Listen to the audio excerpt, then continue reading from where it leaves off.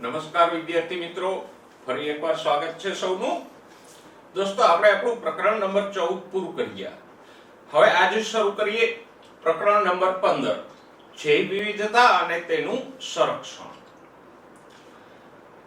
આ પ્રકરણ છે એ સાંપ્રત સમયમાં ઘણું બધું મહત્વનું છે, કારણ કે આપણે આજે આપણી આસપાસના સમાચારો અને માધ્યમોથી જાણીએ છીએ કે જૈવ વિવિધતા ઉપર મોટું જોખમ મંડરાઈ રહ્યું છે. દિવસે દિવસે અલગ અલગ સજીવોની જાતિઓ લુપ્ત થતી જાય છે, અને આ જાતિઓ લુપ્ત થવાને કારણે જ આજે જૈવ વિવિધતાનું સંરક્ષણ છે એ એક મહત્વનો મુદ્દો બની ચૂક્યો છે. તો આમ વૈજ્ઞાનિક દ્રષ્ટિકોણની સાથે સાથે પૃથ્વીની જીવસૃષ્ટિ અને પ્રકૃતિના રક્ષણ માટે પણ આ પ્રકરણને સમજવું મહત્વનું છે, કારણ કે આ પ્રકરણ આપણને એ સમજાવે છે કે જૈવ વિવિધતા શું છે, એનું સંરક્ષણ કરવું શા માટે જરૂરી છે, જૈવ વિવિધતા આપણને કેવી કેવી રીતે મહત્વની અને ઉપયોગી છે, અને જૈવ વિવિધતાનું સંરક્ષણ કેવી રીતે થાય.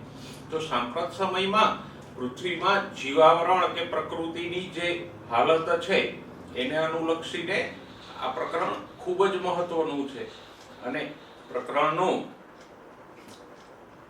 તમારા સિલેબસમાં હોવું એ દ્રષ્ટિએ પણ મહત્વપૂર્ણ છે કે આ ઉંમરના બાળકોમાં વિદ્યાર્થી જીવન દરમિયાન જ જૈવ વિવિધતાનું મહત્વ અને એના સંરક્ષણ વિશેનો યોગ્ય અભિગમ કેળવાય, એની યોગ્ય સમજ આવે, તો આગળ જતા જ્યારે નવા યુવાનો પેદા થાય તો એમનામાં આ જૈવ વિવિધતાના સંરક્ષણની સમજ કેળવાયેલી હોય અને એ પૃથ્વીની જૈવ વિવિધતાના સંરક્ષણમાં મહત્વનું પ્રદાન કરી શકે.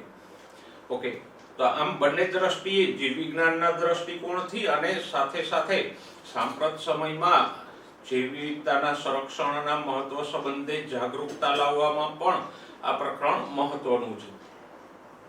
જો પ્રકરણ ઉપર આવીએ તો થોડું વર્ણનાત્મક પ્રકરણ છે. એમાં જે આંકડાઓ અને મહત્વની માહિતી આવે એને અંડરલાઈન કરીને ખાસ યાદ રાખજો, જેથી કરીને યાદ રાખવું સહેલું પડે. શરૂઆત કરીએ પ્રસ્તાવનાથી. તો જો કોઈ એલિયન આપણી પૃથ્વી ઉપર આવે તો એ પૃથ્વીની જૈવ વિવિધતાને જોઈ અને અચંબિત થઈ જાય. સરળ શબ્દોમાં કહીએ તો પૃથ્વી ઉપર અચંબિત કરી દે એટલી બધી જૈવ વિવિધતા છે. આપણી આસપાસ જ આપણે નજર ફેરવીએ અથવા તો આપણે આજ સુધીમાં જે કંઈ જીવ વિજ્ઞાનમાં ભણ્યા છીએ એના આધારે વાત કરીએ તો આપણે એક કોશીથી લઈ અને વિશાળ સજીવોને જાણીએ છીએ. દરેકના આકાર જુદા છે, રંગ જુદા છે. એ બધી વિવિધતા આપણે વ્યવહારિક અભ્યાસથી જાણીએ છીએ કે સજીવોમાં વિશાળ જૈવ વિવિધતા રહેલી છે. અને જૈવ વિવિધતા શબ્દનો જ અર્થ થાય સજીવોમાં રહેલી વિવિધતા. આ વિવિધતાને આપણે થોડાક વિસ્તૃત અર્થમાં આગળ સમજશું, પણ શરૂઆતની પ્રકરણની લીટીઓ આપણને એવું સમજાવે છે કે પૃથ્વી ઉપર આપણને અચંબિત કે અભિભૂત કરી દે, આશ્ચર્ય પમાડે એટલી બધી જૈવ વિવિધતા છે. અને આ જૈવ વિવિધતા ઉપર આપણે જો દ્રષ્ટિ કરીએ મોબાઈલની ગેમમાંથી થોડાક બહાર આવીને, તો જૈવ વિવિધતા આપણને મંત્રમુગ્ધ કરી દે. જો જૈવ વિવિધતાના થોડાક ઉદાહરણો આપણે લઈએ તો પૃથ્વી ઉપર કીડીઓની કેટલી જાતિઓ છે?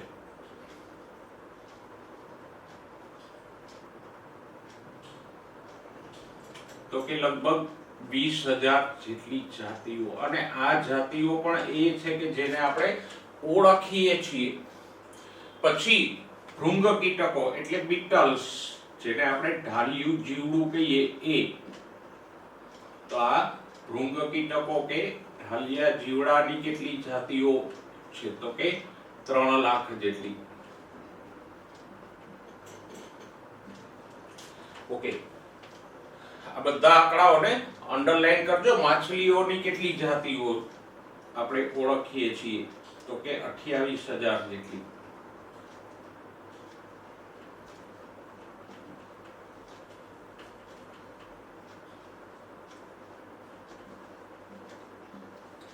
ઓકે, ઓર્કિડ કે જે પરરોહી વનસ્પતિ છે અને પોતાના સુંદર પુષ્પો માટે જાણીતી છે, એની કેટલી જાતિઓ આપણે ઓળખીએ છીએ?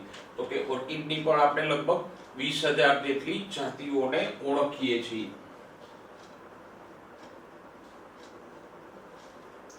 તો આ થોડાક ઉદાહરણો ઉપરથી આપણે સમજી શકીએ કે કેટલી બધી વિવિધતા છે જીવનમાં, સજીવોમાં. કીડીઓની 20,000 જેટલી જાતિ છે. એક નાનું એવું કીટક કીડી, તો એમાં પણ 20,000 જેટલી જાતિઓ છે. કીટકોમાં 3 લાખ જેટલી જાતિઓ આપણે ઓળખીએ છીએ અને હજુ ઘણી બધી નથી ઓળખતા. માછલીઓ, ઓર્કિડની 20,000 જાતિઓ છે કે જેમાં વિવિધ રંગના અને વિવિધ આકારના પુષ્પો આવે છે. તો આ બધા આંકડાઓને અંડરલાઈન કરજો, નોટમાં અલગથી નોંધીને યાદ રાખજો કે કીડીઓની કેટલી જાતિઓ છે? 20,000. ભૃંગ કીટકો કે ડાલિયા જીવડાઓની કેટલી જાતિઓ છે? 3 લાખ. માછલીઓની કેટલી જાતિઓ છે? 28,000. અને ઓર્કિડની કેટલી જાતિઓ આપણે ઓળખીએ છીએ? 20,000 જેટલી. ઓકે, હવે પરિસ્થિતિવિદો અને ઉદ્વિકાસીય અભ્યાસ કરતા જીવશાસ્ત્રીઓ જૈવ વિવિધતાને સમજવા પ્રયત્ન કરી રહ્યા છે અને એના સંબંધે ઘણા બધા પ્રશ્નો વૈજ્ઞાનિકોને ઉદ્ભવે. જો થોડાક પ્રશ્નો આપણને આપ્યા છે અને આ બધા પ્રશ્નોને આપણે પ્રકરણમાં સમજવાનો પ્રયત્ન કરશું. જેમ કે જો પૃથ્વી પર આટલી બધી વિભિન્ન જાતિઓ કેમ છે? અલગ અલગ પ્રકારની જાતિઓ શા માટે છે? દરેક જાતિનું પ્રકૃતિમાં મહત્વ શું છે? પૃથ્વીના ઇતિહાસની સાથે સાથે જ આ જાતિઓનું વૈવિધ્ય અસ્તિત્વમાં આવ્યું છે. તો એની તો આપણે થોડી ઘણી સમજ જાણીએ છીએ કે ડાર્વિને સમજાવ્યું એ પ્રમાણે ઉદ્વિકાસ દ્વારા સજીવોમાં ફેરફારો થતા ગયા અને નવી નવી જાતિઓ ઉત્પન્ન થતી ગઈ. ઓકે, જૈવ વૈવિધ્ય ક્યાંથી અને કેવી રીતે આવ્યું? તો એનો જવાબ પણ આપણે મહદઅંશે જાણીએ છીએ કે ડાર્વિનના મત પ્રમાણે ઉદ્વિકાસ દ્વારા નવી નવી જાતિઓ ઉત્પન્ન થઈ. પણ મહત્વનો પ્રશ્ન એ છે કે જીવાવરણ માટે આ વૈવિધ્ય શા માટે અને કેવી રીતે મહત્વપૂર્ણ છે? જો જીવનમાં આટલું બધું વૈવિધ્ય ના હોત સજીવોમાં તો શું થાત? જૈવ વિવિધતા જો ઓછી હોત કે ઓછી થઈ જાત તો શું થાત? શું નિવસન તંત્રની કે જીવાવરણની કાર્યકી એટલે કામગીરીમાં કોઈ ફેરફાર આવત કે ન આવત? જો ફેરફાર આવત જૈવ વિવિધતા ઓછી થવાને કારણે, તો એ કેવા પ્રકારનો આવે? આ બાબતો સમજવી મહત્વપૂર્ણ છે કે જૈવ વિવિધતા જો ઓછી હોય અથવા તો જાતિઓ નષ્ટ થતા જૈવ વિવિધતા ઓછી થઈ જાય તો પ્રકૃતિમાં કેવા પ્રકારના ફેરફારો આવે. ઓકે, જીવનની આ વિવિધતાથી મનુષ્યને કેવી રીતે લાભ થાય? એટલે કે આ જૈવ વિવિધતા મનુષ્યને કેવી રીતે લાભકારક છે? જે કઈ વિવિધ પ્રકારના સજીવો છે એમાંના ઘણા બધા આપણને પ્રત્યક્ષ રીતે લાભકારક છે. જેમ કે આપણે ખોરાક તરીકે અલગ અલગ સજીવોનો ઉપયોગ કરીએ છીએ, ઔષધો તરીકે, રેસાઓ તરીકે, તેલીબિયા, ઘાસચારા, લાકડા માટે, એમ ઘણા બધા સજીવો આપણને પ્રત્યક્ષ રીતે લાભકારક છે. પણ ઘણા એવા સજીવો હોય છે કે જે આપણને ખાસ કોઈ લાભકારક સીધા નથી દેખાતા. ઉદાહરણ તરીકે કીડીઓની 20,000 જાતિઓમાંથી કોણ અને કેવી રીતે આપણને ઉપયોગી છે? તો એ આપણને સીધી રીતે ઉપયોગી નથી. તો આપણે એ સમજવું પડે કે આ કીડીઓનું વૈવિધ્ય આપણને કેટલે અંશે અને કેવી રીતે પ્રત્યક્ષ નહીં તો પરોક્ષ રીતે ઇનડાયરેક્ટલી આપણને મહત્વપૂર્ણ છે. તો આ બધા સવાલો પરિસ્થિતિવિદો અને ઉદ્વિકાસી જીવશાસ્ત્રીઓ માટે મહત્વના છે, કારણ કે આ સવાલોના જવાબો મહત્વપૂર્ણ છે. ઓકે, હવે આપણા મુદ્દા ઉપર આવીએ. જૈવ વિવિધતા. જો જૈવ વિવિધતા એટલે શું? તો આપણે જાણીએ છીએ કે સજીવોમાં રહેલી વિવિધતાને આપણે શું કહીએ? જૈવ વિવિધતા.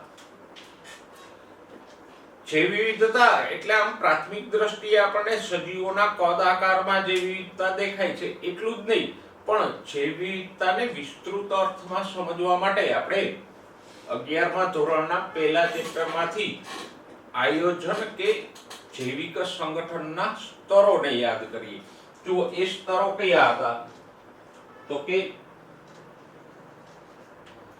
અણુઓ ભેગા મળીને મહાઅણુઓ બનાવે. મહાઅણુઓ એટલે કાર્બોદિત, ચરબી, પ્રોટીન એ બધા. તો અણુઓ ભેગા મળીને શું બનાવે? મહાઅણુઓ.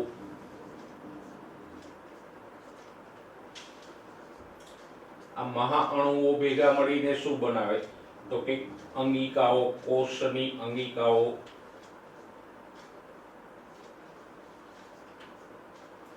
અંગિકાઓ ભેગી મળીને શું બનાવે? તો કે કોષ. કોષોથી શું બને? પેશીઓ.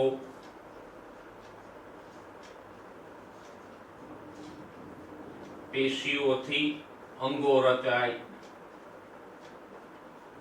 અંગોમાંથી અંગતંત્રો રચાય. અંગતંત્રો સાથે મળીને કામ કરે એટલે સજીવ બને. એક જાતિના સજીવોનો સમૂહ એટલે વસ્તી બને. વસ્તીઓ, જુદી જુદી વસ્તીઓ ભેગી મળે તો જૈવ સમાજ. અને જૈવ સમાજો એના પર્યાવરણ સાથે સંકળાય તો બને નિવસન તંત્ર.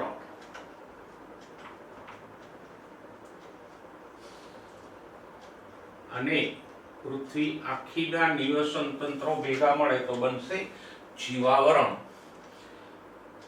તો આ સંગઠનના સ્તરો આપણે ભણી ગયા. તો આ દરેક સ્તરે સજીવમાં વિવિધતા જોવા મળે. જો જૈવ વિવિધતા એટલે ફક્ત સજીવના કદ, આકાર કે દેખાવમાં જોવા મળતી વિવિધતા નહીં, પણ આ દરેક સ્તરે વિવિધતા હોય. થોડું આપણે વિસ્તારથી સમજીએ તો જુઓ, સજીવના અણુઓ અને મહાઅણુઓમાં વિવિધતા જોવા મળે. કેવી રીતે? તો કે દરેક સજીવમાં પ્રોટીન્સ અલગ હોય. દરેક સજીવમાં કાર્બોદિતો જુદા હોય. દરેક સજીવનું ડીએનએ, આરએનએ જુદું હોય. ડીએનએ કે આરએનએ પણ એક પ્રકારના મહાઅણુઓ જ છે. અને ડીએનએ ના ટુકડાઓ એટલે જનીનો. તો દરેક સજીવમાં જનીનો જુદા હોય. તો એ પણ વિવિધતા થઈ ને. સજીવના અણુઓ કે મહાઅણુઓ, કાર્બોદિત, ચરબી, પ્રોટીન, ડીએનએ, આરએનએ માં જે વિવિધતા જોવા મળે છે એ પણ એક પ્રકારની જૈવ વિવિધતા જ છે. એનાથી ઉપર આવો તો અંગિકાઓમાં વિવિધતા જોવા મળે. દાખલા તરીકે વનસ્પતિ કોષોમાં હરિતકણો જોવા મળે, કોષ દિવાલ જોવા મળે. પ્રાણી કોષોમાં કોષ દિવાલ કે હરિતકણો જોવા મળતા નથી. પ્રાણી કોષમાં તારા કેન્દ્ર હોય છે, વનસ્પતિ કોષમાં તારા કેન્દ્ર હોતું નથી. તો આમ અંગિકાઓમાં પણ વિવિધતા જોવા મળે. કોષોની વિવિધતાથી અને પેશીઓની વિવિધતાથી તો આપણે પરિચિત છીએ કે જુદા જુદા પ્રકારની પેશીઓમાં અલગ અલગ પ્રકારના કોષો હોય. દરેક કોષની રચના જુદી હોય, દરેક કોષનું કાર્ય જુદું હોય. તો કોષોની આ રચના અને કોષોના કાર્યમાં જોવા મળતું વૈવિધ્ય પણ એક જૈવ વિવિધતા જ છે. અંગો અને અંગતંત્રોમાં વિવિધતા જોવા મળે. જો અંગતંત્રોનું વૈવિધ્ય આપણે ભણી ગયા. ઘણા પ્રાણીઓમાં સંપૂર્ણ પાચન માર્ગ હોય છે, ઘણામાં અપૂર્ણ પાચન માર્ગ હોય છે, ઘણામાં ખુલ્લું રુધિરાભિસરણ તંત્ર હોય, ઘણામાં રુધિરાભિસરણ તંત્ર બંધ પ્રકારનું હોય. તો એ પણ વિવિધતા છે. ઓકે, સજીવો કે જાતિઓની વિવિધતા તો આપણે જાણીએ છીએ. થોડાક ઉદાહરણો અહીંયા આપણે લખ્યા જ છે કે જાતિઓમાં કેવું વૈવિધ્ય હોઈ શકે. અલગ અલગ સજીવો અલગ અલગ જાતિના સજીવો આપણને પૃથ્વી ઉપર જોવા મળે. ઓકે, નિવસન તંત્રની વિવિધતાની વાત કરો તો જુદા જુદા પ્રકારના નિવસન તંત્રો આપણે ભણી ગયા. યાદ કરો, પ્રકરણ નંબર 14 માં આપણે નિવસન તંત્રના પ્રકારો પાડતા હતા. નૈસર્ગિક એટલે કુદરતી નિવસન તંત્રો અને કૃત્રિમ નિવસન તંત્રો, પછી જલજ અને સ્થલજ નિવસન તંત્રો. જલજ નિવસન તંત્રમાં ખારા પાણીના નિવસન તંત્રો, મીઠા પાણીના નિવસન તંત્રો, સ્થલજમાં જંગલના નિવસન તંત્રો, રણ પ્રદેશનું નિવસન તંત્ર, તૃણભૂમિનું નિવસન તંત્ર. તો આવા અલગ અલગ પ્રકારના નિવસન તંત્રો આપણે જોઈ ગયા અને એ પણ જોઈ ગયા કે દરેક નિવસન તંત્રમાં વસતા સજીવો અને દરેક નિવસન તંત્રની પર્યાવરણીય અજૈવિક પર્યાવરણીય પરિસ્થિતિઓ જુદી જુદી હતી. જેમ કે સમુદ્રમાં જે પ્રકારના સજીવો અને જે પ્રકારના અજૈવિક પરિબળો છે, તો રણ પ્રદેશમાં એના કરતા સજીવો પણ અલગ હોય અને પર્યાવરણીય પરિસ્થિતિઓ પણ અલગ હોય. રણ પ્રદેશ કરતા વળી જંગલના નિવસન તંત્રમાં સજીવો અને અજૈવિક પરિબળો જુદા જુદા હોય. તો આમ નિવસન તંત્રોમાં પણ વિવિધતા જોવા મળે. તો આપણે કહી શકીએ કે જૈવિક સંગઠનના આ દરેક સ્તરે વિવિધતા હોય. અણુઓ અને મહાઅણુઓ પણ સજીવે વિવિધ પ્રકારના હોય. અંગિકાઓ, કોષો, પેશીઓ, અંગો, અંગતંત્રો પણ વિવિધતા દર્શાવે. સજીવો કે જાતિઓમાં વિવિધતા હોય, નિવસન તંત્રોમાં વિવિધતા જોવા મળે. આમ જૈવ વિવિધતા એટલે ફક્ત સજીવોના દેખાવ કે આકારમાં કે કદમાં જોવા મળતું વૈવિધ્ય નહીં, પણ તમામ પ્રકારનું વૈવિધ્ય. હજી એનાથી આગળ જાવ તો સજીવોના નિવાસ સ્થાનમાં વૈવિધ્ય જોવા મળે. કોઈ જલજ છે, કોઈ સ્થલજ છે. પ્રજનન પદ્ધતિમાં વિવિધતા જોવા મળે. કોઈ ઈંડા મૂકે છે, કોઈ બચ્ચાઓને જન્મ આપે છે. કોઈમાં પરોક્ષ ગર્ભ વિકાસ છે, કોઈમાં પ્રત્યક્ષ ગર્ભ વિકાસ છે. જીવનશૈલીમાં પણ વિવિધતા જોવા મળે. જેમ કે કોઈ દિનચર છે, કોઈ સજીવો નિશાચર છે. તો આ તમામ બાબતોનો સમાવેશ જૈવ વિવિધતામાં થઈ જશે. ઓકે, તો આપણે જૈવ વિવિધતાને વિસ્તૃત અર્થમાં સમજ્યા. ઓકે, હવે પુસ્તક ઉપર પાછા આવો. જુઓ, જૈવ વિવિધતા એવો શબ્દ સૌથી પહેલા કોણે વાપર્યો? તો કે એડવર્ડ વિલ્સન નામના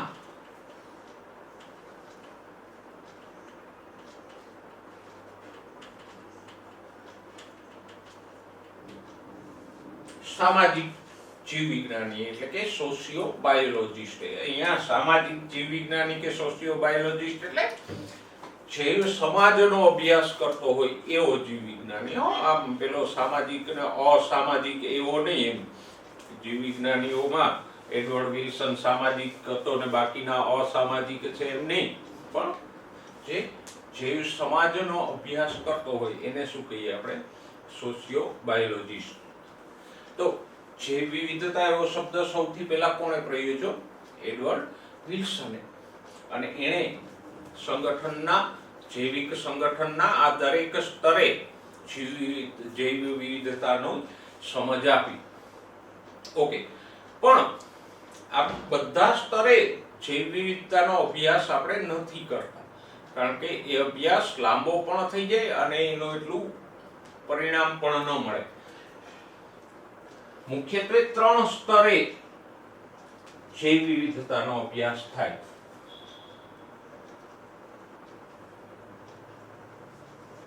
કયા 3 સ્તરે? તો કે મહાઅણુઓ, સજીવો અને નિવસન તંત્ર. મહાઅણુઓના સ્તરે જે જૈવ વિવિધતાનો અભ્યાસ થાય છે એને કહીશું જનીન વિવિધતા. કારણ કે હમણાં જ મેં કીધું એમ, જનીન એટલે શું? તો કે ડીએનએ નો ટુકડો, અને એ પણ એક મહાઅણુ જ છે. તો આમ જનીનો પણ એક મહાઅણુઓ છે. તો મહાઅણુઓના સ્તરે આપણે બધા અણુઓને નથી ભણતા, પણ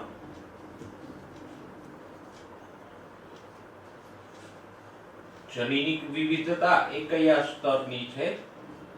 મહાઅણુઓના સ્તરે વિવિધતા છે. ઓકે, પછી સજીવ કે જાતિ વિવિધતા.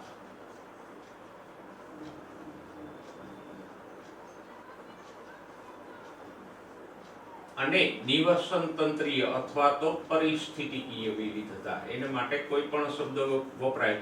પરિસ્થિતિકીય વિવિધતા કયો? કે જાતિ વિવિધતા છે.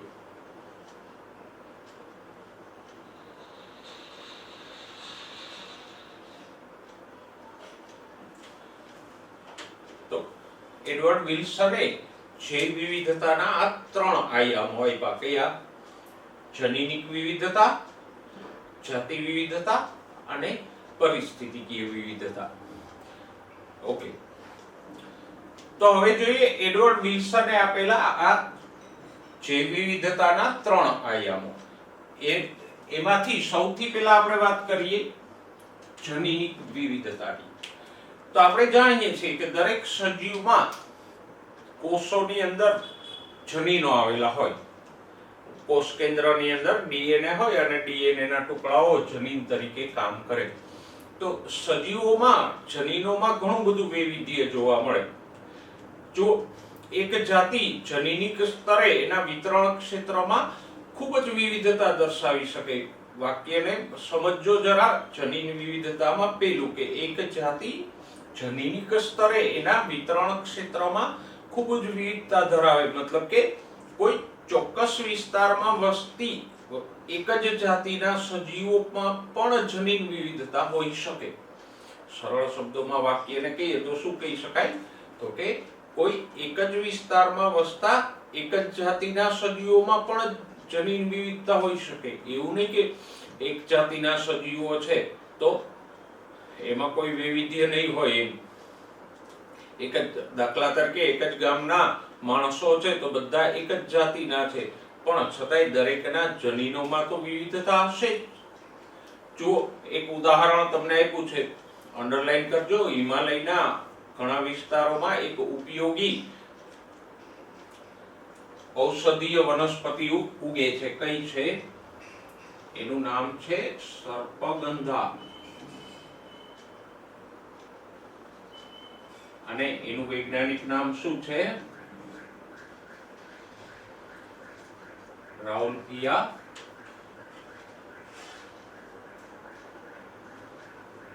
સર્પેન્ટિના. એનું ઉદાહરણ આપણને સમજવા માટે આપ્યું છે, તો ખાસ યાદ રાખજો. સર્પગંધા અને એનું બીજું નામ શું છે? રાઉલ્ફિયા સર્પેન્ટિના અથવા તો રાઉલ્ફિયા વોમિટોરિયા. ઓકે, અને આ રાઉલ્ફિયા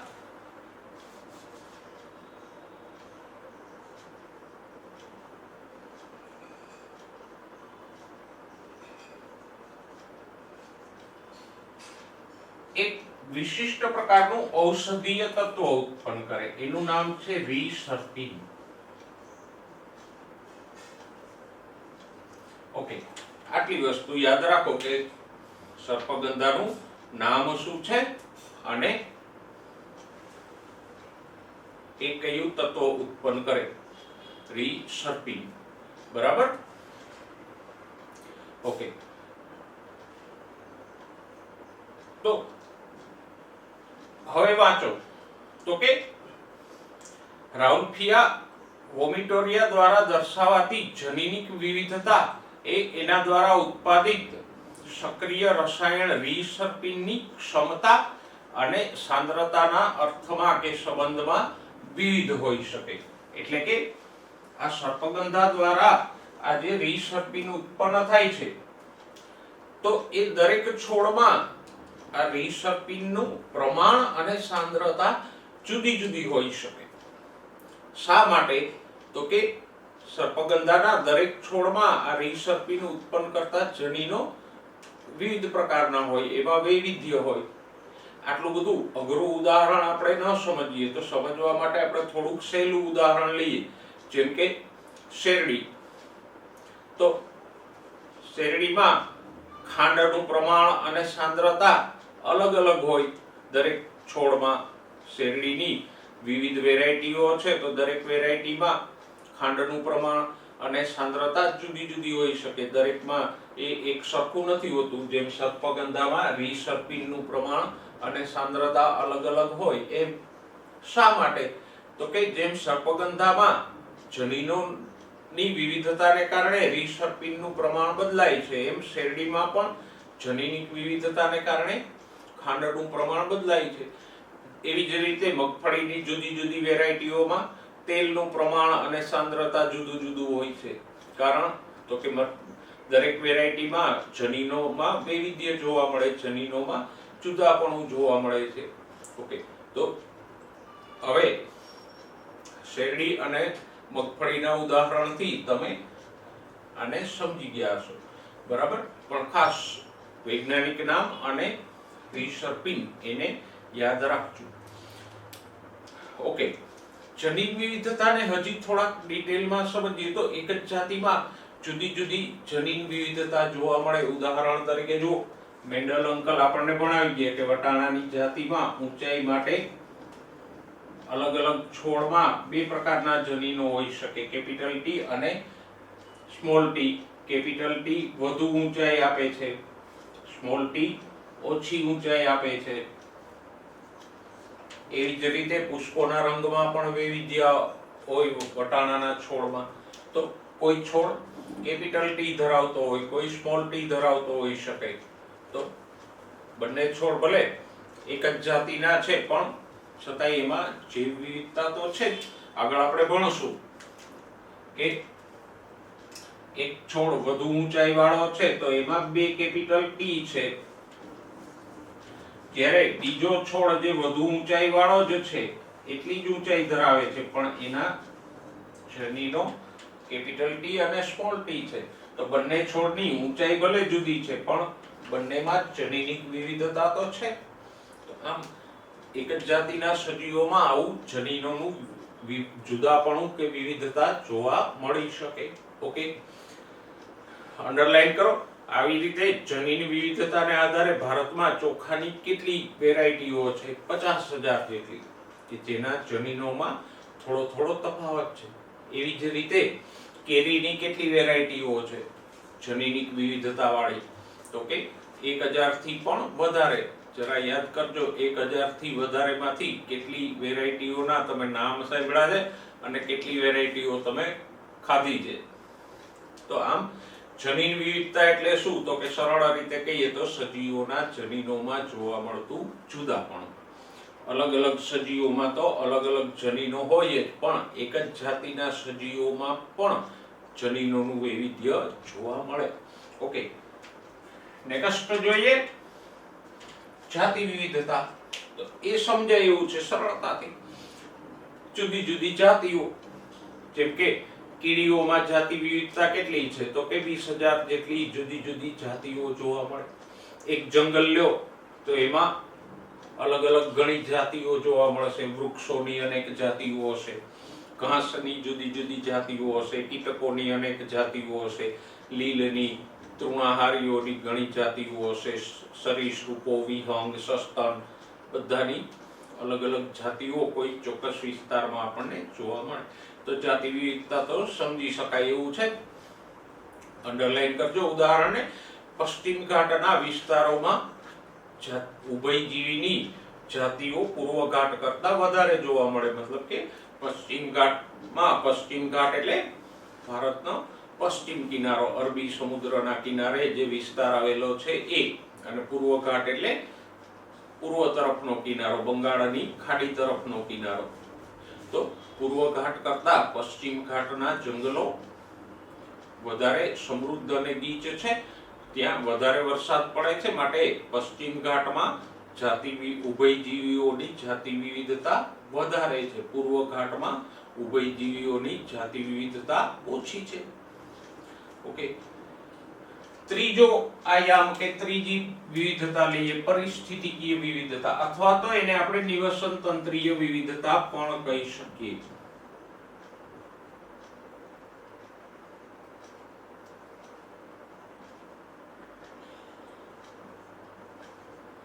ઓકે,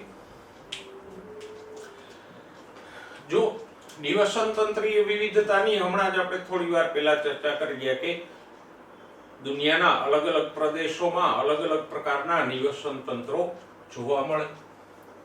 અને 14મા ચેપ્ટરમાં આપણે નિવસન તંત્રોના પ્રકારો પણ પાડી ગયા. જેમ કે જોઈ લઈએ જરા નિવસન તંત્રના. આમ તો આપણે બે પ્રકાર પાડતા હતા, નૈસર્ગિક અને કૃત્રિમ, પછી નૈસર્ગિકમાં જલજ અને સ્થલજ નિવસન તંત્રો. જલજ નિવસન તંત્રોમાં દરિયાઈ એટલે ખારા પાણીના,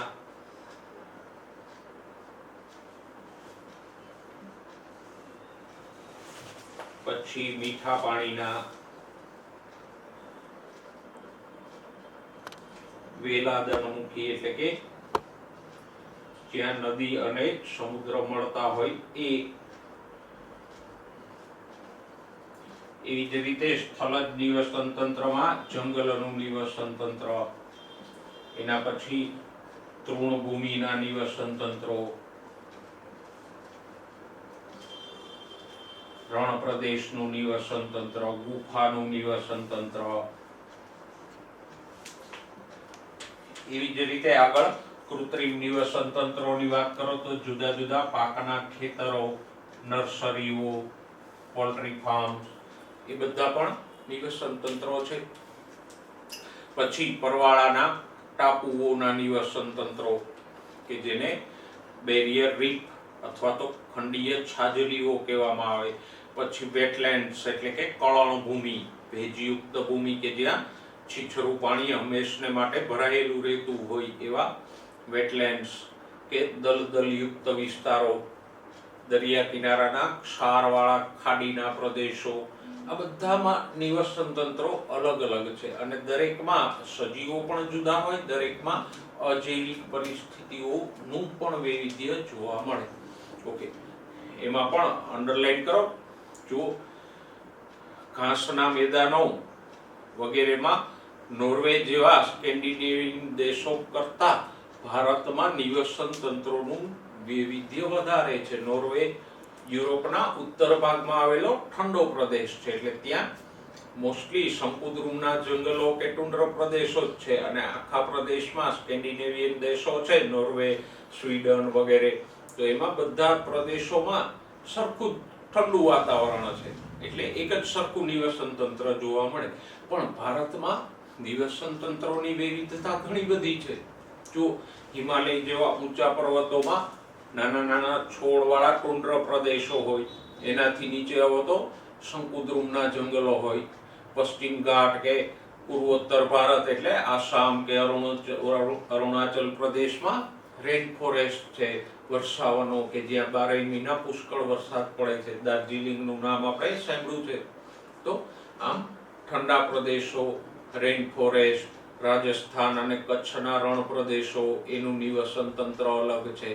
તો આમ ભારતમાં દરેક ક્ષેત્રમાં અલગ અલગ પ્રકારની આબોહવા છે એટલે આ નોર્વે કે એવા સ્કેન્ડિનેવિયન દેશો કરતા ભારતમાં નિવસન તંત્રીય વિવિધતા અને જાતિ વિવિધતાનું પ્રમાણ ઊંચું છે. ઓકે, તો એડવર્ડ વિલ્સને આપેલા જૈવ વિવિધતાના આ 3 આયામોને આપણે સવિસ્તાર સમજ્યા. જૈવ વિવિધતાના આ 3 આયામો જોયા પછી જુઓ નીચે કે પ્રકૃતિમાં આ સમૃદ્ધ જૈવ વિવિધતાને એકત્ર થવા માટે લાખો વર્ષ લાગે. એટલે કે જે આ સજીવોની વિવિધ પ્રકારની જાતિઓ અને જનીનિક વૈવિધ્ય સજીવોમાં ઉત્પન્ન થયું છે એ રાતોરાત ઉત્પન્ન નથી થયું, પણ ઉદ્વિકાસીય ક્રમમાં આ પ્રક્રિયાને લાખો કે કરોડો વર્ષ લાગ્યા છે. ત્યારે આ બધી વિવિધ પ્રકારના સજીવો ઉત્પન્ન થયા છે. પણ જો જૈવ વિવિધતા ગુમાવવાનો એટલે કે નષ્ટ થવાના દરની વાત કરીએ તો વર્તમાન સમયમાં જૈવ વિવિધતા નષ્ટ થવાનો દર ઘણો ઊંચો છે. એટલે કે સજીવોની અલગ અલગ જાતિઓ આજે ઝડપથી લુપ્ત થતી જાય છે અને આમ જ જો એ લુપ્ત થતી રહેશે તો આપણી આ જૈવ સંપત્તિ છે એ 2 સદી કરતા પણ ઓછા સમયમાં નષ્ટ થઈ જશે. કારણ કે નવી જાતિઓને ઉત્પન્ન થવામાં તો હજારો કે લાખો વર્ષનો સમયગાળો લાગતો હોય છે. દાખલા તરીકે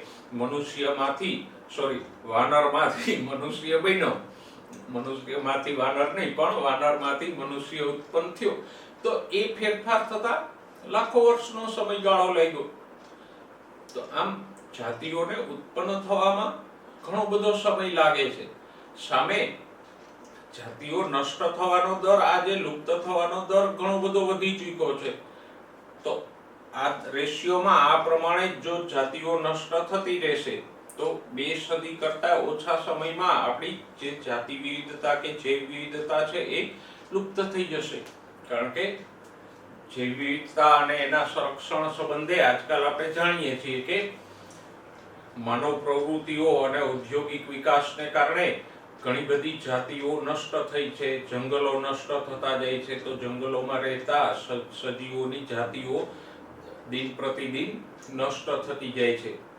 તો આ આંતરરાષ્ટ્રીય ક્ષેત્રે મહત્વના પર્યાવરણીય મુદ્દાઓ છે. અને એટલે ચેપ્ટરની શરૂઆતમાં જ મેં તમને કીધું કે સાંપ્રત સમયમાં જે રીતે જૈવ વિવિધતા નાશ પામે છે એ દ્રષ્ટિકોણથી આ પ્રકરણને સમજવું અને એના વિશે જાગૃતતા કેળવવી પણ આવશ્યક છે.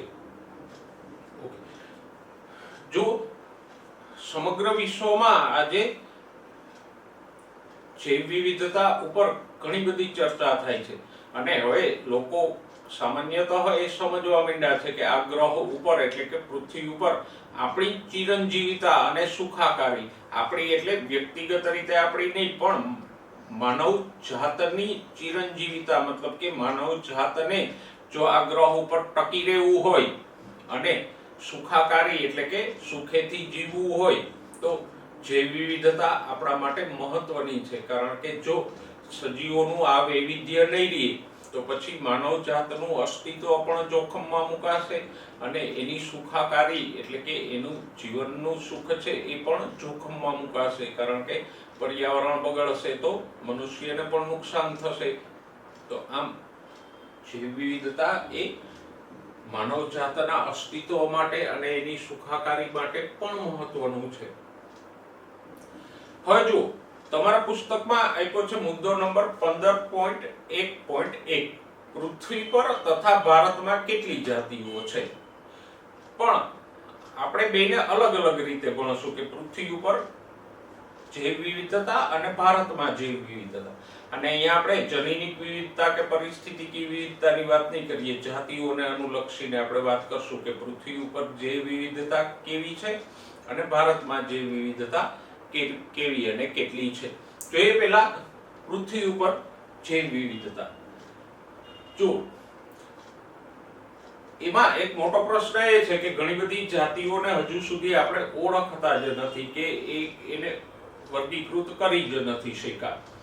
છતાંય આપણે જે કંઈ જાણીએ છીએ અને જે કંઈ અંદાજો છે એના આધારે આપણે વાત કરીએ તો અંડરલાઈન કરો IUCN એટલે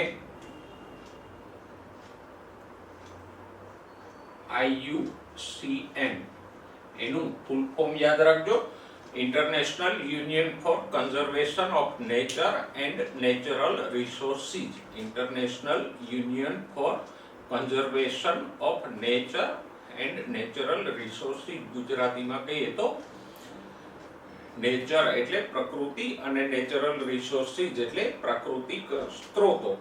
તો પ્રકૃતિ અને પ્રાકૃતિક સ્ત્રોતોના કન્ઝર્વેશન એટલે સંરક્ષણ માટેનું આંતરરાષ્ટ્રીય સંગઠન છે. એના અંદાજ પ્રમાણે વિશ્વમાં વનસ્પતિ અને પ્રાણીઓની કેટલી જાતિઓ છે તો કે 1.5 મિલિયન મીન્સ કે 15 લાખ જેટલી જાતિઓ ઓળખાયેલી છે. અને એ તો આપણે આગળ પણ 11મા ધોરણના પહેલા ચેપ્ટરમાં ભણી ગયા કે આપણે 17 થી 18 લાખ જેટલી જાતિઓને ઓળખીએ છીએ.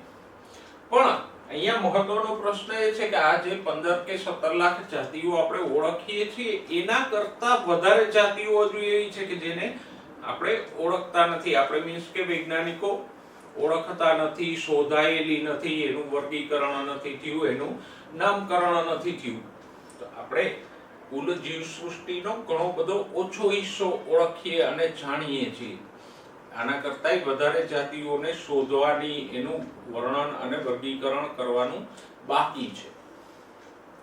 દાખલા તરીકે જો ઉષ્ણકટિબંધીય વિસ્તારો છે, ઉષ્ણકટિબંધના જંગલો જેમ કે એમેઝોનના જંગલો,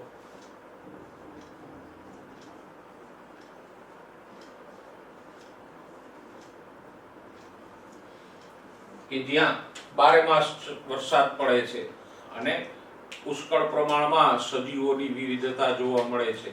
તો આવા વિસ્તારોમાં હજુ અનેક એવા સજીવો છે કે જેને આપણે ઓળખતા નથી.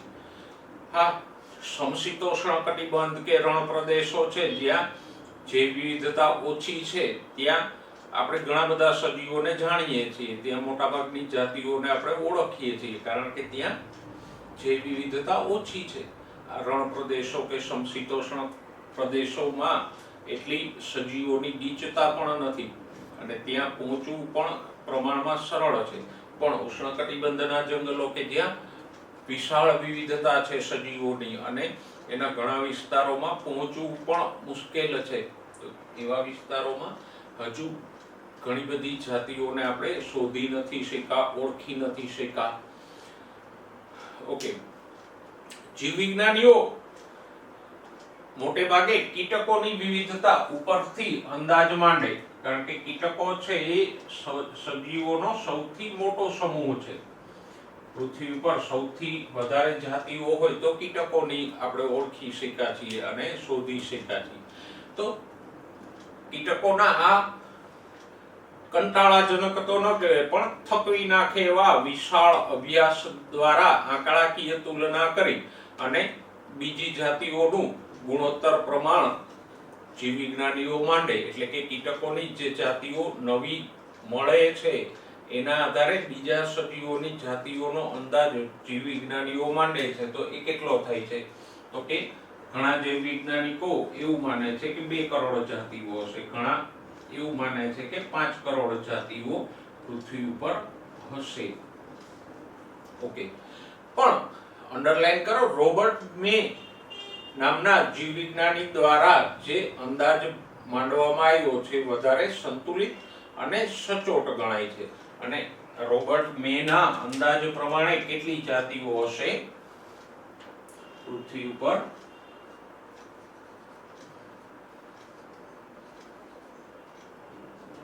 તો કે 7 મિલિયન એટલે કે 70 લાખ જાતિઓ પૃથ્વી ઉપર હશે એવું આ રોબર્ટ મેના અંદાજમાં જણાવવામાં આવ્યું. ઓકે, આ આંકડાને આપણે હાલ પૂરતો સ્વીકારીને ચાલીએ તો 70 લાખમાંથી 15 કે 17 લાખ જાતિઓ આપણે ઓળખીએ છીએ. તો એનો અર્થ એ થયો કે અંદાજે આ અંદાજના લગભગ 20 થી 22% જેટલી જાતિઓને આપણે ઓળખીએ છીએ. હજુ 78% જેટલી જાતિઓ આપણે શોધી નથી શક્યા, એને ઓળખી નથી શક્યા. જૈવ વિવિધતામાં આ એક મહત્વનો પ્રશ્ન છે કે પૃથ્વી ઉપર કુલ જાતિઓ કેટલી છે અને કદાચ એનો સચોટ જવાબ આપણે ક્યારેય નહીં મેળવી શકીએ.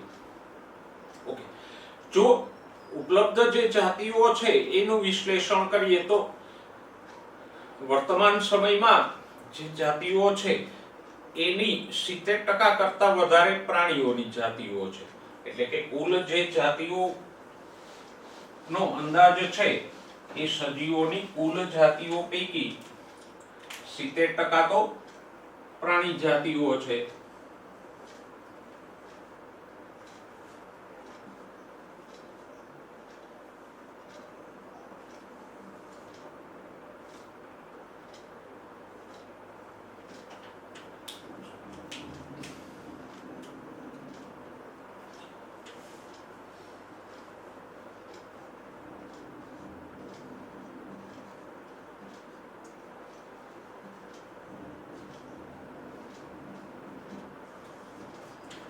જ્યારે વનસ્પતિ જાતિઓ કેટલી છે?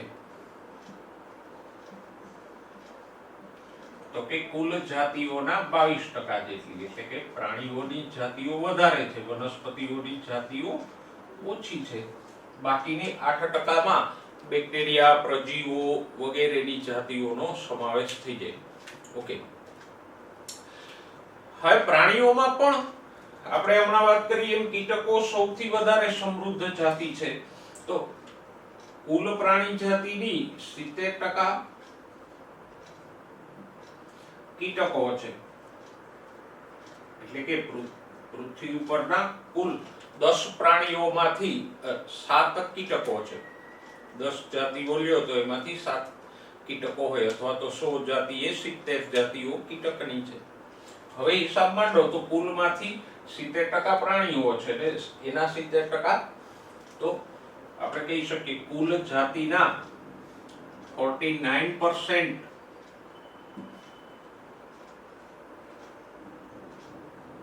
કીટકો છે, કારણ કે કુલ જાતિના 70% પ્રાણીઓ છે અને 70% ના 70% કીટકો છે. તો આમ કીટકો સૌથી વધારે જાતિ સમૃદ્ધિ ધરાવતો સમૂહ છે. જો બાકીનાઓની તુલના કરીએ તો આપણને એક આકૃતિ આપેલી છે. યસ, આકૃતિને 3 આકૃતિઓ આપી છે અને ખાસ યાદ રાખજો, MCQ માં તમને ક્યાંય પણ x કે y કરીને પૂછી લે તો MCQ માં પૂછવા માટે આકૃતિઓ ખાસ મહત્વની છે. જો આકૃતિઓ ઉપર નજર કરીએ તો સૌથી પહેલા અપૃષ્ઠવંશીઓની જાતિઓનો ચાર્ટ તમને આપેલો છે. જો પાઈ ચાર્ટમાં તો અપૃષ્ઠવંશીઓ એટલે કે કરોડ સ્તંભ વગરના પ્રાણીઓમાં સૌથી વધારે કીટકો છે, લગભગ 75% કરતાંય વધારે કીટકો છે. એના પછી આવે મૃદુકાયો, એના પછી આવે સ્તરકવચીઓ, અને બાકીના અપૃષ્ઠવંશીઓ એટલે કે સછિદ્રા, નુપુરક, પૃથુકૃમિ, સૂત્રકૃમિ, કોષ્ઠાંતરી, કંકતધરા, સુળત્વચીઓ, સામી મેરુદંડીઓ એ બધા અન્ય પ્રાણી સમૂહો ઓછા પ્રમાણમાં છે. તો અપૃષ્ઠવંશીઓમાં સૌથી વધારે કોણ છે? કીટકો. બીજા નંબરે કોણ છે? મૃદુકાયો. પૃષ્ઠવંશી એટલે કે કરોડ સ્તંભ વાળા સજીવોની વાત કરો તો એમાં સૌથી વધારે જાતિ વિવિધતા કોની છે? માછલીઓની. કુલ પૃષ્ઠવંશીના લગભગ 50% માછલીઓ છે. પછી બીજા નંબરે પક્ષીઓ આવે છે, એના પછી સરીસૃપો, સસ્તન, અને સૌથી ઓછા પ્રમાણમાં ઉભયજીવીઓ છે.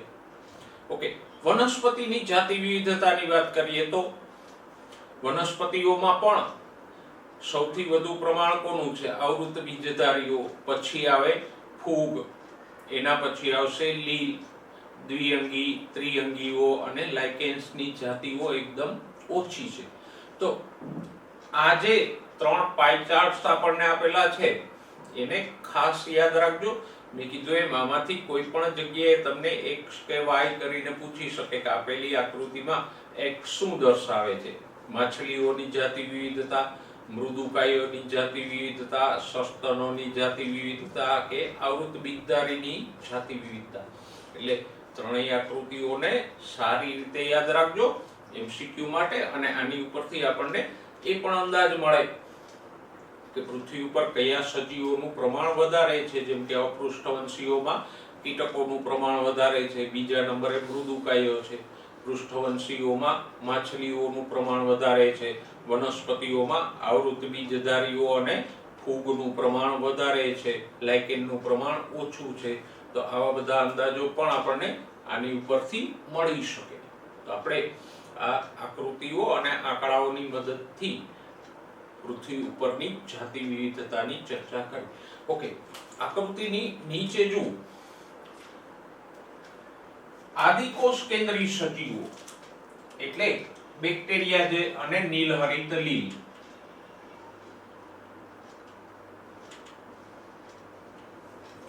આદિકોષ કેન્દ્રી સજીવો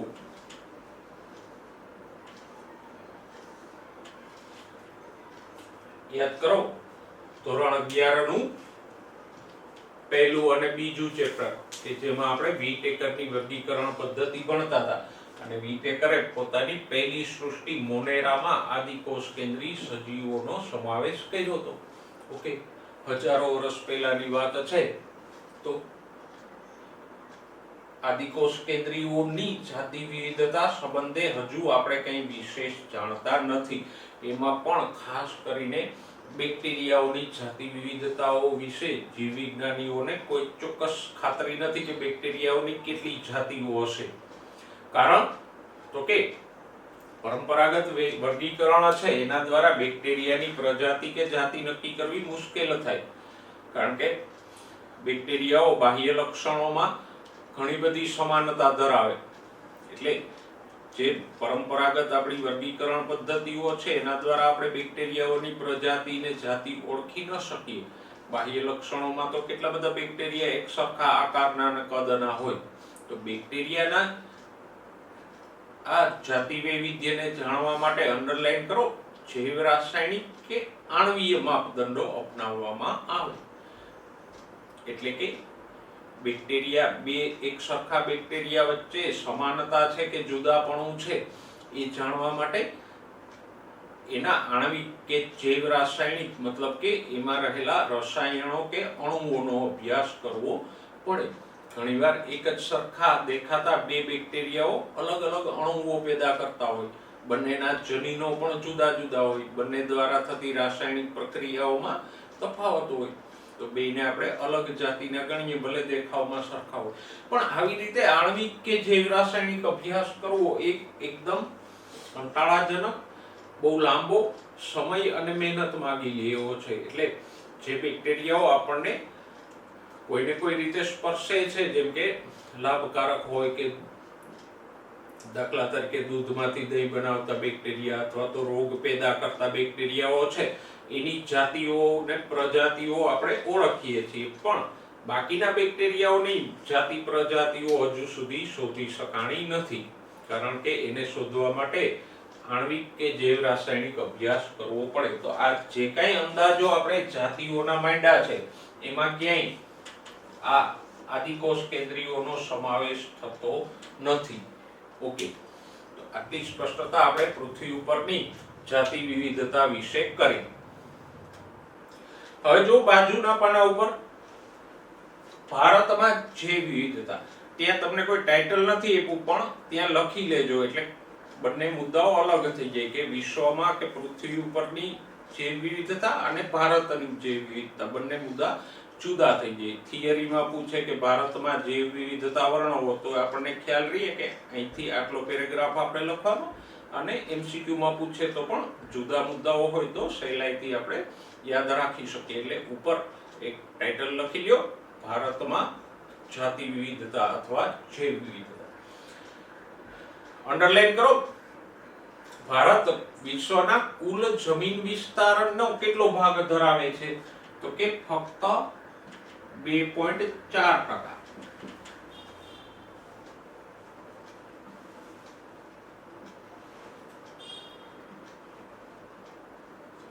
એટલે કે કુલ જમીન વિસ્તારનો બહુ ઓછો હિસ્સો ભારતમાં છે. જ્યારે ભારતમાં વિશ્વની કુલ જૈવ વિવિધતાનો કેટલો હિસ્સો મળી આવે છે? તો કે 8%. એટલે કે 8.1% જેટલું.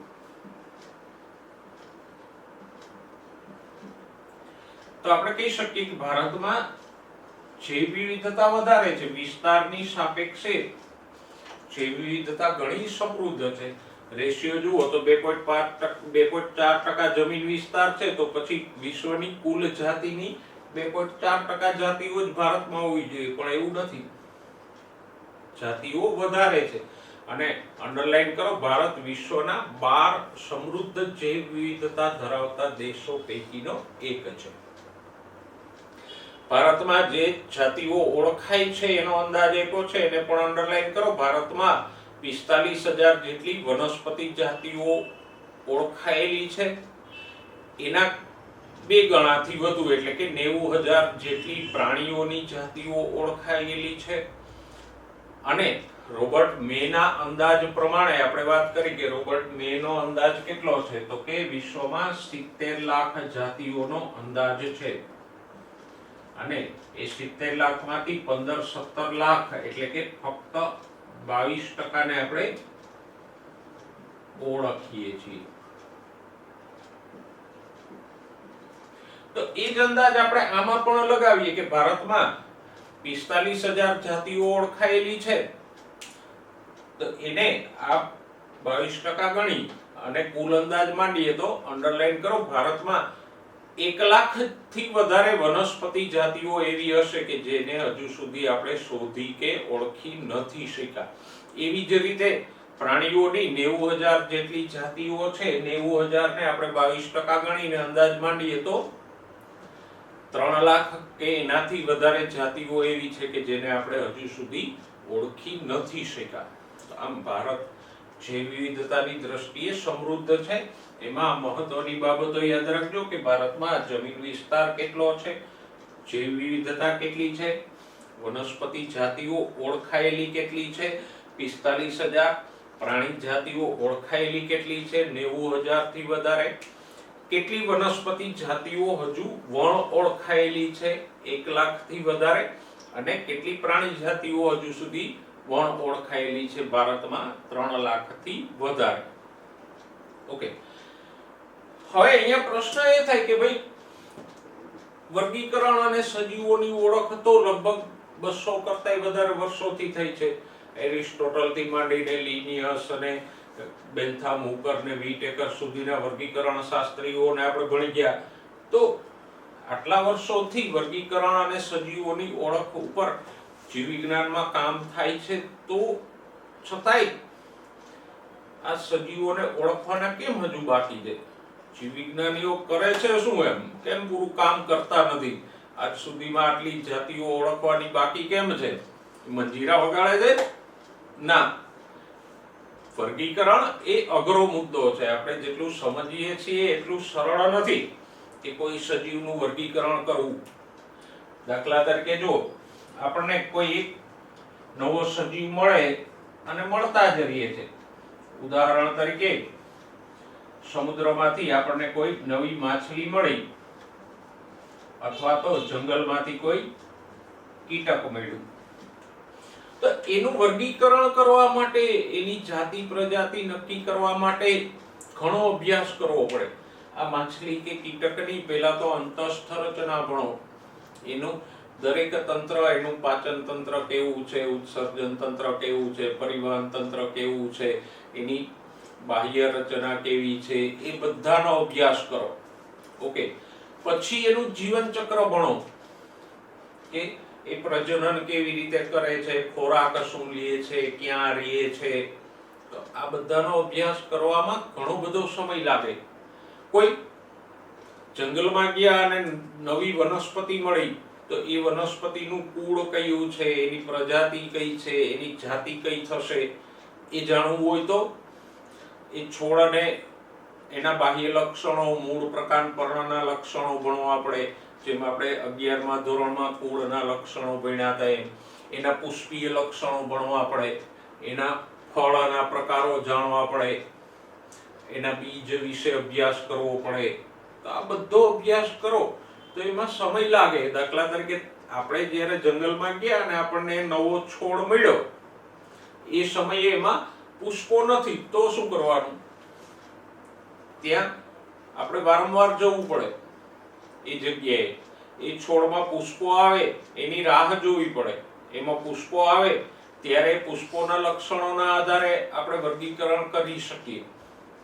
જો આજકાલમાં જ એક મિત્રએ મને વનસ્પતિના ફોટા મોકલેલા, પણ એમાં ફક્ત પાન અને ફળ જ હતા, પુષ્પો નહોતા. તો એની ઉપરથી ઓળખ ન થઈ શકે. હવે જો એ વનસ્પતિને આપણે ઓળખવી હોય તો આવતા વર્ષ સુધી રાહ જોવી પડે કે એમાં પુષ્પો આવે, એનો અભ્યાસ કરીએ. તો આ મૂળ, પ્રકાંડ, પર્ણ, પુષ્પ, ફળ, બીજ એ બધાનો અભ્યાસ કરો, ત્યારે તમે કહી શકો કે આ વનસ્પતિ કયા કુળમાં, કઈ પ્રજાતિમાં ને કઈ જાતિમાં આવશે. અને આ બધો અભ્યાસ કરવા માટે પુષ્કળ પ્રમાણમાં સમય જોઈએ, મહેનત જોઈએ. દુનિયાભરની લેબોરેટરીમાં આજે ઘણા બધા એવા નમૂનાઓ પડ્યા છે કે જે નવા શોધાયેલા છે, પણ એનો અભ્યાસ કરવા માટે એટલી સંખ્યામાં વર્ગીકરણ શાસ્ત્રીઓ નથી. માનવ શક્તિ એટલે પ્રશિક્ષિત માનવ શક્તિ એટલે વર્ગીકરણ શાસ્ત્રીઓ, વર્ગીકરણવિદો કે જે આ બધો અભ્યાસ કરી અને એ નવા શોધાયેલા સજીવોનું વર્ગીકરણ કરી શકે. તો આમ પૃથ્વી ઉપર જે જાતિઓ છે એમાં ઘણી બધી જાતિઓ નથી ઓળખી શકાણું. એનું મહત્વનું કારણ શું છે? તો કે આપણી પાસે એટલો પ્રશિક્ષિત માનવ શક્તિ એટલે કે ટ્રેન્ડ મેન પાવર નથી, એટલા વર્ગીકરણ વિદો નથી કે જે આ બધી જાતિઓને ઓળખી શકે. આટલા બધા વર્ગીકરણ વિદો કદાચ મળી જાય તો પણ શું, એમ એ કોઈ મફતમાં સેવાના ધોરણે તો આજીવન કામ નહીં કરે, એ બધાને પગાર ચૂકવવો પડશે, તો એ બધો ખર્ચ થાય. એ વર્ગીકરણ શાસ્ત્રીઓ અલગ અલગ વિસ્તારોમાં જઈને સંશોધનો કરે, તો એની સાથે એક ટીમ જોઈએ, એનો ખર્ચ થાય, એના પ્રવાસનો ખર્ચ થાય, એના માટે લેબોરેટરીઓ ઊભી કરવી, લાઇબ્રેરીઓ ઊભી કરવી, એ બધા પાછળ પુષ્કળ ખર્ચ થાય. તો આમ મેન પાવર અને ખર્ચના અભાવે આજે આપણે ઘણી બધી જાતિઓને ઓળખી નથી શક્યા. અને છેલ્લી લીટીમાં જુઓ, મેં હમણાં જ થોડી વાર પહેલા કીધું હતું કે પૃથ્વી ઉપર એક્ઝેક્ટ કેટલી જાતિઓ છે એનો ચોક્કસ જવાબ આપણે ક્યારેય નહીં મેળવી શકીએ. નહીં એટલે મેળવી શકીએ કે આ બધી જાતિઓને આપણે ઓળખી લેશું ત્યાં સુધીમાં તો અનેક જાતિઓ લુપ્ત પણ થઈ ગઈ હશે. જંગલમાં એવી જાતિઓ હશે કે જે કદાચ લુપ્ત થઈ ગઈ હશે. ન્યુઝીલેન્ડમાં જ એક એવું પક્ષી હતું કે જે લુપ્ત થઈ ગયું છે, પણ એનો સારી રીતે આપણે અભ્યાસ નથી કરી શક્યા. એ પક્ષી શાહમૃગ કરતા પણ મોટું હતું. આમ જંગલોમાં કેટલી બધી એવી જાતિઓ લુપ્ત થઈ ગઈ હશે કે જેને આપણે ઓળખીએ એ પહેલા તો એ નાશ પામી ગઈ હોય, તો પછી એને ઓળખવી કેમ? જો એક ઉદાહરણ આપ્યું છે કે પ્રકૃતિના જૈવિક પુસ્તકાલયમાં સંગ્રહિત બધા જ પુસ્તકોના શીર્ષકોને આપણે સૂચિબદ્ધ કરી શકીએ એ પહેલા જ એનો અગ્નિદાહ થઈ જાય. એટલે કે જે જાતિઓ છે એને એક પુસ્તક સમજી લ્યો તો આપણે એવું કહી શકીએ કે વિશાળ લાઇબ્રેરીમાં